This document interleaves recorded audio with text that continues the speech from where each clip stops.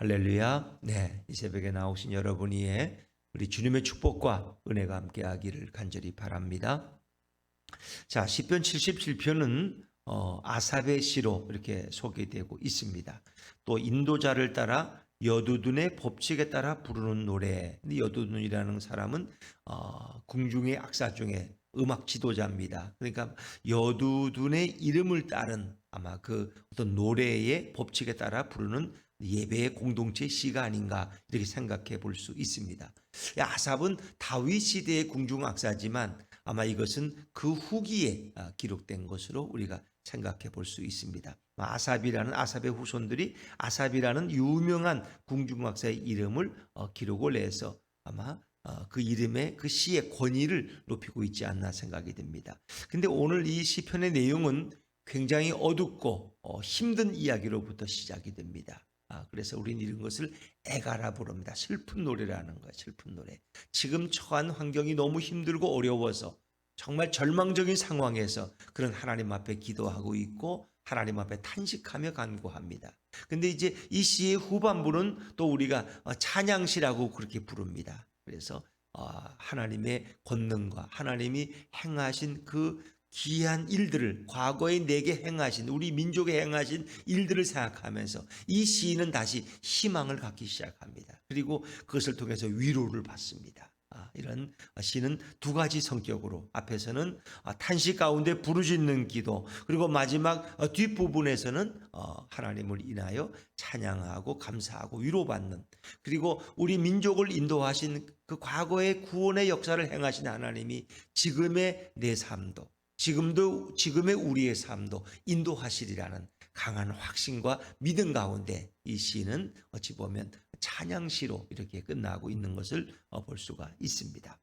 자, 우리 오늘 1절과 2절 말씀을 다시 한번 읽어봅니다. 1절과 2절입니다. 시작. 내가 내 음성으로 하나님께 부르짖으리니 내 음성으로 하나님께 부르짖으면 내게 귀를 기울이시리로다. 나의 환난 날에 내가 주를 찾았으며 밤에는 내 손을 들고 거두지 아니하였나니 내 영혼이 위로받기를 거절하였도다. 자, 그는 음성으로 하는 건 소리내어서 우리가 통성기도가 있죠. 묵상기도가 있고 이 사람은 소리내어서 부르짖는데 이 부르짖는다는 표현이 두 번씩이나 부르짖는다는 것은 굉장히 갈급하다는 겁니다. 사람들은 보통은 부르짖지 않아요. 부르짖는다는 것은 여리고의 소경 두 사람이 예수님 지나가니까 다윗의 아들 예수여 나를 불쌍히 소리 지르는 거지 우물우물하는 게 아니에요. 이 시인은 지금 굉장히 갈급한 너무너무 절망적인 위기 속에서 두 번씩이나 하나님 앞에 부르짖는다고 내게 좀 귀를 기울여 달라고 갈급한 마음으로 기도하고 있습니다. 2절에 보니까 나의 환난 날에 환난은 아무 때나 당하는 게 아니에요. 우리는 민족의 역사 속에 임진왜란 같은 거 환난이었어요. 나라가 다 그들의 말발굽에 짓밟히고 여인들은 그들의 이런 강탈의 대상이 되고 아이들은 부모를 잃고 고아가 돼서 이리저리 방황하는 이 환난 날에 내가 주를 찾았으며 환난 날의 시인은 오늘 하나님을 찾고 있는 거예요. 밤에는 내 손을 들고 거두지 아니해. 밤에도 잠들 수가 없어요. 밤에도 그는 철야하면서 하나님 앞에 손을 들고 기도하는 거예요. 손을 내릴 수가 없어. 왜? 이 상황이 너무 절박해서. 그래서 이 상황은 요시야 왕 시대다 이렇게 추측도 하지만 또 어떤 학자들은 요시야 시대 이전에 어떤 국가적인 재난을 당했던가 어떤 시인이 개인적인 큰 고통 가운데 있는 그런 부르짖음이 아닌가 생각합니다. 2절의 마지막에 보니까 내 영혼이 위로받기를 거절했다. 이것은 그는 하나님의 위로밖에는 위로 외에는 그가 받을 수가 없다. 왜? 사람의 위로는 아무 도움이 안 돼. 그래서 내가 내 영혼이 위로받기를 거절했다는 것은 진정한 위로는 하나님으로부터 와야 되는데 그러나 아직 그 위로를 받지 못하고 사람의 위로는 그의 문제를 해결할 수가 없어요. 사람의 오직 하나님의 위로받기를 그는 기대하고 있는데 그 위로가 아직 오지 않았다. 자기는 그걸 거절하는 3절입니다. 시작. 내가 하나님을 기억하고 불안하여 근심하니 내 심령이 상하도다. 셀라. 하나님만을 바라볼 수밖에. 왜? 하나님만이 진정한 위로자가 되니까. 하나님만이 이 민족과 나의 문제를 해결할 수 있는 걸 이 시인은 알아요. 그래서 하나님을 기억하고 불안하여 근심하니 그 마음이 심히 불안하고 심히 근심해. 내 심령이 상하다는 것은 내 심령이 한없이 쇠약해졌다는 거예요. 왜? 너무 몸이 약해져서 병들었든지 왜 그렇게 부르짖어도 이게 이 시간이 빨리 해결이 안 되는 거예요. 그래서 이 심령이 정말 쇠약해질 대로 쇠약해진 그런 상황. 그냥 단지 상한다는 것은 어떤 상처를 받는다는 그런 의미는 아니라 아주 몸이 쇠약해져서 이제 더 이상 부르짖을 수도 없는 그런 상황 속에 이 시인의 안타까움이 있다. 인간이 처할 수 있는 가장 절망적인 상황에서 오늘 하나님 앞에 부르짖고 있는 것입니다. 오늘 이 시인은 그러면서 그는 하나님 앞에 질문하고 있어요. 이 놀라운 상황에서 하나님 앞에 질문한 4절부터 이제 9절의 내용인데, 자, 오늘 이 사람의 고통이 연속되죠. 4절입니다. 4절을 같이 읽죠. 시작. 주께서 내가 눈을 붙이지 못하게 하시니 내가 괴로워 말할 수 없나이다. 근데 이 모든 고통이 누구로부터 왔다는 거예요? 주님으로부터 왔다. 하나님으로부터. 주께서 내가 눈을 붙이지 못하게 하시니, 그러니까 잠을 이룰 수가 없다. 너무 힘들어서. 그러니까 하나님이 축복하시는 편안한 잠을 주시는데 오늘 그런 잠을 이룰 수가 없어요. 이 고통 가운데 어떻게 잠을 잘 수 있겠어요? 눈을 붙이지 못하게 하시니 내가 괴로워서 더 이상 무슨 말을 해야 될지 말할 수 없을 정도로 그런 고통 가운데 있다. 근데 이제 그가 이런 고통 가운데서 아무것도 할 수 없는 이 쇠진한 가운데서 그가 과거를 생각합니다. 과거에 하나님이 나에게, 우리 민족에게 어떻게 행하셨는가를 바라보기 시작합니다. 5절을 읽어볼까요? 5절과 6절입니다. 5절과 6절 시작. 내가 옛날 곧 지나간 세월을 생각하여 싸우며 밤에 부른 노래를 내가 기억하여 내 심령으로 내가 내 마음으로 간구하기를. 그가 뭔가 하나님 앞에 대화하기 시작해요. 하나님 앞에 호소하고 하나님과. 근데 혼자 질문하고 혼자 대답할 수도 있어요. 그래서 그가 옛날을 생각하는 거예요. 지나간 세월을 다시 그가 회상하는 거예요. 밤에 부른 노래를 내가 밤에 부른다는 것은 뭐예요? 그가 어떤 과거의 시절에 너무 힘들었을 때, 밤이라는 것은 밤중에 노래하게 하신 하나님이라는 뭐예요? 욥기에서 나오죠. 이건 너무 힘든 어려운 밤, 낮이 아니라 밤에, 고통의 밤에, 병들은 밤에 그가 부른 노래를 그가 다시 기억해. 그리고 자기 심령, 자기 마음으로 정말 마음을 다해서 하나님 앞에 그는 간구하면서, 이건 하나님께 묻는 기도이기도 하지만 하나님께 묻는 어떤 질문이에요. 질문. 이제 그가 어떤 질문을 스스로 하고 있느냐. 자, 첫 번째 질문 8절입니다. 7절입니다. 7절 시작. 주께서 영원히 버리실까? 다시는 은혜를 베풀지 아니하실까? 그러니까 마음속에 하나님이 나를 버리셨나? 이런 자문을 하잖아요. 스스로 자기에게 뭐야게 묻는 거야. 주께서 영원히 나를 버리셨을까? 다시는 내게 은혜를 베풀지 아니하실까? 이런 자문. 왜? 이 너무 환난과 절망이 너무 오래 계속되니까 너무 괴로워서 하나님이 나를 영원히 버리셨을까? 이런 거. 8절 같이 읽자. 8절입니다. 시작. 그의 인자하심은 영원히 끝났는가? 그의 약속하심도 영구히 패하였는가? 하나님의 그 변함없는 사랑은 이제 내게는 더 이상 끝인가? 하나님의 그 불변하신 사랑도 약속도 이제는 영구히 폐기 처분해서 쓰레기통에 버려졌는가? 더 이상 하나님을 신뢰할 수 없는가? 이런 자문으로 시작되지만 우리가 이 시의 분위기를 보면 어떻습니까? 그의 인자하심은 영원히 끝났는가? 이 말은 바꿔 말하면 하나님의 사랑은 변할 수가 없어. 내가 지금 이렇게 힘들지만, 빨리 내가 구원받지 못하지만 하나님의 끝없는, 변함없는 사랑은 끝날 수가 없을 거야. 하나님은 나를 지금도 사랑하실 거야. 이런 위로로 그에게 다가온다. 이 시적인 표현이니까.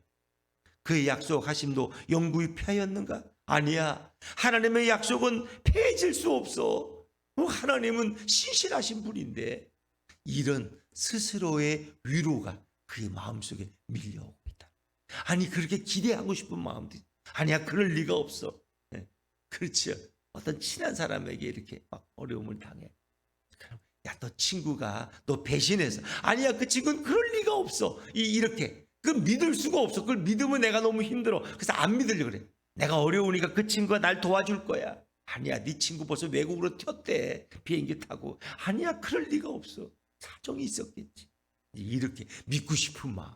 근데 오늘 시인의 마음에도 하나님의 그 약속과 하나님의 신실하심을 의지하고 싶은 그런, 왜? 하나님만이 소망이니까. 하나님이 만약에 나를 버리셨다면 내 인생에는 아무런 소망이 없어요. 그래서 이 8절의 말씀은 오히려 반어적으로 반대 의미를 가지고 하나님의 그 끝없는 사랑은 끝날 수가 없지. 어떻게 끝나겠어? 하나님의 그 신실한 약속은 폐해질 수 없어. 그건 지금도 유효할 거야. 왜? 우리 다윗 왕에게 아브라함, 야곱과 다윗에게 우리 조상들에게 약속하신 그것을 하나님이 어기실 분이 아니야. 그렇죠? 그래서 그런 하나님에 대한 그 의지하는 마음, 믿음을 그는 포기하지 않았다는 이 시에는 그런 두 가지 의미가 있는 거예요. 9절입니다. 9절 같이 읽죠. 시작. 하나님이 그가 베푸실 은혜를 잊으셨는가? 노하심으로 그가 베푸실 긍휼을 그치셨는가 하였나이다. 셀라. 이 얘기는 바꿔 말하면 하나님이 그분이 베푸실 그 은혜를 잊을 리가 없어. 하나님은 잊지 않으셨을 거야. 하나님은 그가 베푸실 긍휼을 절대로 그치지 아니하실 거야. 하나님은 반드시 나를 찾아오시고 나를 위 환난 속에서 구원하실 거야. 이런 스스로의 위로, 그리고 하나님이 과거에 행하신 그 놀라운 일들을 그가 생각하기 시작. 그러면서 하나님이 행하신 그 일들을 10절부터 15절까지는 과거의 은혜로 인해서 이 시인이 다시 용기와 믿음을 회복하는 과정에 있다는 거예요. 그러면서 그가 하나 깨닫는 게 있어요. 이 모든 것이 자신의 잘못이 크다는 거예요. 내 잘못이. 먼저 그런 이 고난 속에서 자신의 잘못을 생각합니다. 자, 10절입니다. 10절 같이 읽죠. 시작. 또 내가 말하기를 지존자의 오른손에 해.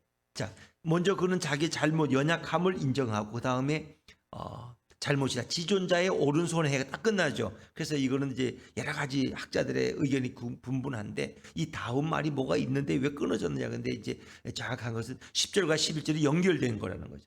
지존자의 오른손에 해, 곧 여호와의 일들을 기억하며 주께서 옛적에 행하신 기이한 일을 기억하리이다.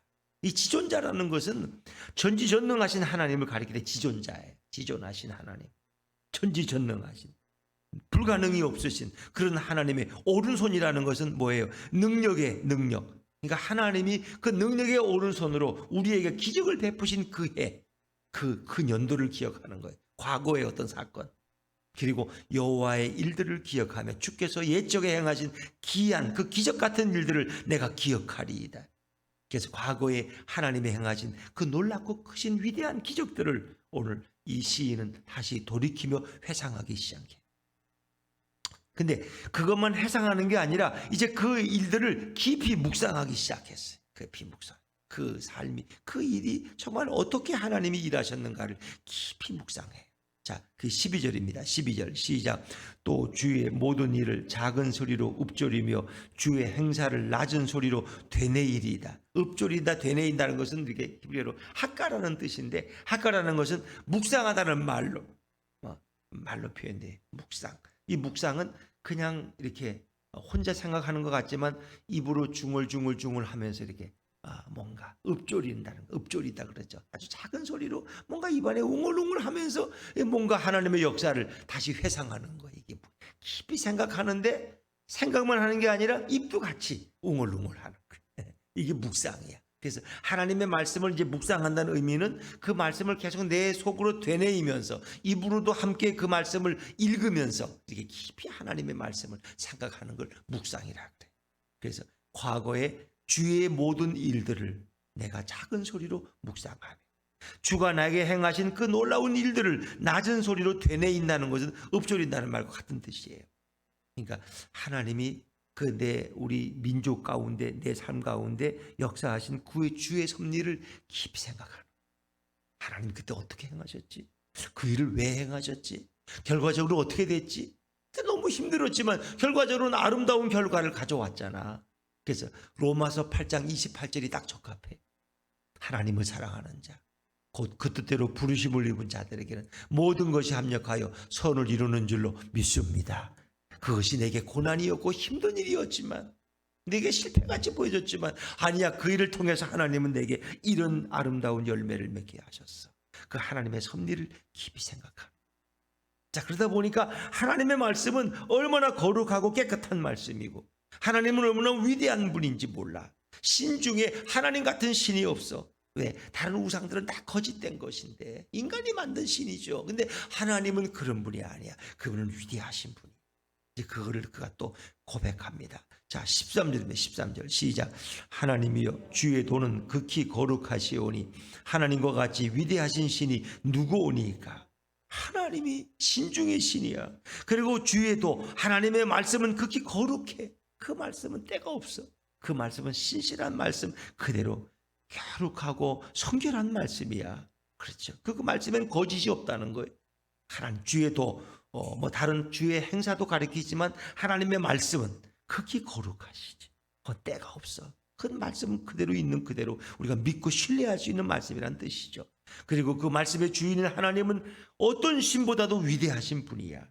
그분은 14절에 주는 기이한 일을 행하신 하나님이시오니 이시라. 그렇죠. 그분은 기이하다는 것은 정말 기적 같은 일을 해.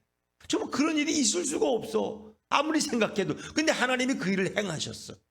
그렇죠. 어떻게 사람들이 애굽에서 나오면서 그 수백만의 인구가 어떻게 홍해를 어떻게 마른 땅같이 건너가. 홍해가 쫙 갈라져 가지고 옆에 벽이 생기고 말이야. 이게 말이 돼? 근데 그들이 건넜다니까. 그리고 다시 또 애굽의 군사가 걸리니까 홍해가 다시 이렇게 물이 다시 합해져 가지고 그들을 다 삼켜버렸어. 그래서 홍해를 어떤 연구하는 분들이 보니까 거기서 바퀴 자국도 나오고 바퀴도 거기 부러진 게 나오고 그 오래전에 그 병거를 타고 온 그 사람들이 거기 다 매몰돼 버렸으니까 다 떠내려갔겠지만 이중 나무는 거기 흙 속에 파묻혀 있는 것들. 그런 역사를 이 생각하는 민족들 중에 주의 능력을 알리시고 그랬어요. 하나님은 스스로 당신이 왕 중의 왕임을 온 백성 중에 알리셨다. 그리고 그분은 우리 조상들을 구원하셨다는 거예요. 할렐루야. 15절입니다. 15절 같이 읽죠. 시작. 주의 팔로 주의 백성 곧 야곱과 요셉의 자손을 속량하셨나이다. 셀라. 하나님은 그런 분이에요. 주의 권능의 오른팔로. 이거 오른팔이라는 것은 능력을 얘기해. 능력. 하나님의 능력. 하나님의 오른팔로. 하나님의 오른해로. 그렇죠. 주의 팔로 주의 백성 곧 야곱과 요셉. 야곱은 아버지고 요셉은 아들이라는 거 아세요? 그것은 이스라엘 전체를 가리키는 거예요. 이스라엘 전체를. 야곱의 아들 12지파인데 요셉의 또 두 아들 2지파가 있죠. 그러니까 야곱의 아들이 10지파고 요셉의 두 아들이 2지파예요. 12지파 전체 이스라엘 잔존 전체를 속량하셨다. 구원하셨다. 속량은 이제 속전을 치르고 이렇게 대가를 치르고 구원했다는 건데 이 말은 이제 예수님과 연구할 때 예수님이 당신의 생명을 내어주시고 속전으로 내어주시고 우리를 죄악에서 속량하여 구원하신 거죠. 이제 과거에 하나님의 구원의 역사를 시인은 깊이 묵상하는 거예요. 그러다 보니까 애굽에서 우리 백성들이 나올 때 어떻게 하나님이 그들을 구원하셨는가. 그래서 이 홍해가 넘실대는 표현이 이제 16절에 나옵니다. 16절 같이 읽죠. 16절 시작. 하나님이여 물들이 주를 보았나이다. 물들이 주를 보고 두려워하며 기품도 진동하였고. 물들이 주를 볼 수 있어요? 물이 어떻게 눈이 있어요? 근데 물을 홍해 물들을 의인화 사람처럼 표현한 거예요. 이 홍해 물들이 주를 보고 깜짝 놀란 거예요. 그리고 그들이 두려워서 그 막 진동하다가 결국 갈라져 버린 거예요. 홍해가 갈라지는 장면을 이렇게 시적으로 표현하고 있는 거예요. 물이 하나님을 알아봤다는 거예요. 그리고 물들이 스스로 갈라져서 길을 냈다는 거예요. 아시겠죠? 두려워 기품도 진동했다. 그리고 하나님은 그 가운데 길을 내셔서 이스라엘 백성이 건너가게 하셨는데 그리고 애굽의 모든 그 쫓는 원수들은 하나님이 다 심판하셨다는 거예요. 자, 이게 이제 17절 18절 말씀 17절 18절 시작. 구름이 물을 쏟고 궁창이 소리를 내며 주의 화살도 날아갔나이다. 해오리 바람 중에 주의 우레소리가 있으며 번개가 세계를 비추며 땅이 흔들리고 움직였나이다. 이게 여러 가지 이제 의미가 있어요. 이 17절 18절은 이 구름과 뭐 해오리 바람, 우레소리, 번개 이건 또 땅이 흔들리는 이런 지진 이건 다 하나님의 임재의 표현이에요. 하나님이 나타나 이렇게 표현하시는 거예요. 근데 하나님이 대적을 치실 때도 이렇게 땅을 지축을 흔드셨어. 우레소리를 발하시고 천둥을 발하시니까 아수르군의 18만 5천 명이 다 이렇게 송장이 돼버리는 이런. 그러니까 이건 하나님의 역사예요. 하나님. 그리고 화살도 불화살. 하나님이 직접 화살을 쏴서 대적들을 다 무찌렀다는. 그러니까 이스라엘 백성을 구원하신 이런 능력과 기적의 하나님을 이렇게 시적으로 표현하고 있는. 근데 거기에 구름과 불과 지진과 이런 모든 것은 하나님이 거기에 역사하셨다. 왜? 하나님의 임재의 표현이니까. 친히 오셔서 우리 조상들을 구원하신 사건을 그가 노래하고 있는 것입니다. 자, 그런데 이제 홍해를 건널 때 그 길을 우리가 몰라. 근데 하나님만이 그 길을 알아요. 19절입니다. 19절 시작. 주의 길이 바다에 있었고 주의 발자취를 알 수 없었나이다. 그러니까 하나님이 언제 왔다가 언제 가셨는지 몰라.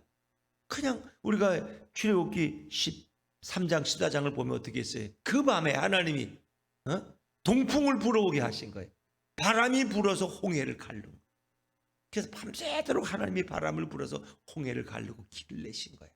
그러니까 그걸 누가 하셨는지도 어떻게 알아요? 그 흔적을. 근데 그 일은 하나님이 하셨다. 하나님. 주의 길이 바닷속에 있는 길을 누가 보겠어요? 아무도 못 봐요. 그건 하나님만이 아시는 거야. 주의 고든 길이 큰 물에 있었다는 거야. 그건 아무도 물속을 누가 어떻게 봤겠어요? 근데 주의 발자취를 알 수 없지만 하나님이 일하셨고 하나님이 개입하셨고 하나님이 역사하셨다. 그럼 우리 인생에 어떤 일들을 보면은 하나님이 놀랍게 역사하시고 우리가 그걸 인정하든 인정하지 않든 사람들은 그 보면 우연히 그렇게 된 거라고, 어떻게 홍수가 요행으로 그렇게 된 거라고. 그 요행이 어디 있어요? 참새 한 마리가 떨어져도 하나님이 역사하셨는데, 머리카락 하나가 빠져도 하나님의 허락 없이는 빠질 수가 없는데, 왜? 그분 우리 머리카락도 세고 계시는데, 이 모든 것이 하나님의 역사하고 하나님의 섭리 안에 있다. 주의 발자취를 우리가 할 수 없지만 하나님이 일하셨습니다. 우리 조상들이 홍해를 건넌 건 다 하나님이 그렇게 하신 겁니다. 이 고백을 그 하고, 이 고백을 하는 순간 나도 지금 홍해 앞에서 얼추줄대고 있는 그런 우리 조상들과 똑같은 모습이지만 하나님이 나도 인도하실 거야, 하나님이 나도 구원하실 거야 하는 이 믿음이 그의 마음속에 물밀듯이 밀려오기 시작했어요. 오늘 시는 마지막 하나님을 향한 찬양으로 끝나라. 자, 20절입니다. 20절 시작. 주의 백성을 양떼같이 모세와 아론의 손으로 인도하셨나이다. 주의 백성을 양떼같이 이렇게 연약한 이스라엘 백성을 하나님이 모세와 아론의 손으로 인도하셨다. 이 얘기는 표면적으로 보면은 모세와 아론이 다 백성을 끌고 간 것 같지만 그 내면에는 누가 인도하신 거예요? 하나님이. 모세를 부르신 분이 누구예요? 하나님이. 아론에게 능력을 주신 분이 누구예요? 하나님이. 그래서 표면적으로는 모세와 아론이 다 백성을 끌고 간 것 같지만 내면적으로는, 사실적으로는 하나님이 역사하시고 모세와 아론을 통해서 이스라엘 백성을 홍해를 마른 땅같이 건너게 하셔. 우레를 바라시고 불화살을 쏘아내시고, 그렇죠, 번개를 내리시고 지축이 흔드시고, 그래서 대적들을 물리치시고 이스라엘 우리 조상들을 구원하신 그 능력의 하나님을 시인은 고백하고 찬양하고 있는 줄로 믿습니다. 그래서 과거에 자기가 당한 역사 속에 하나님이 행하신 일들을 생각하니까 내가 지금 당하는 이거 문제가 아니야. 하나님이 반드시 나를 구원하실 거야. 이 믿음이 밀물듯이 물려오는. 그래서 그가 믿음을 회복하는. 할렐루야. 여러분, 우리에게 고난이 닥칠 때 우리 현실만을 보시면 안 돼요. 하나님이 내 인생에 행하신 일들을 돌아보고, 그렇죠, 지금은 막 줄 것 같지만 돌아보면 과거에도 그런 일들은 많았어. 그러나 그때도 그냥 금방 잊어버렸어. 왜? 하나님이 해결하셨기 때문에. 지금도 마찬가지.